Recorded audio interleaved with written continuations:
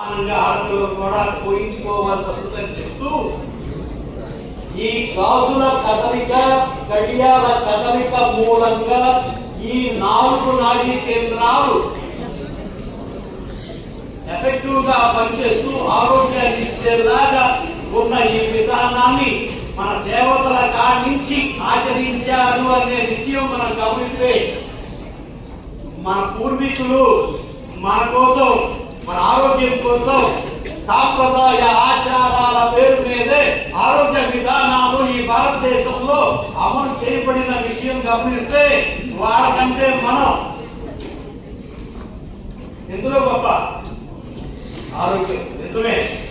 భారతదేశంలో 70% ఆరోగ్యంగా ఉన్నారు, 30% మాత్రం నానా తిప్పలు పడతా ఉన్నారు.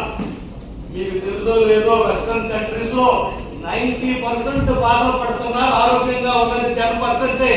వాళ్ళతో మనం పోల్చుకుంటే చాలా గొప్పవాడమని చెప్తూ మన ఆచార సాంప్రదాయాలను కొనసాగిస్తూ మీ ఆరోగ్య విధానాలను దానికి జోడు చేస్తూ ఈ సమాజం ఉన్నతంగా ఉండటానికి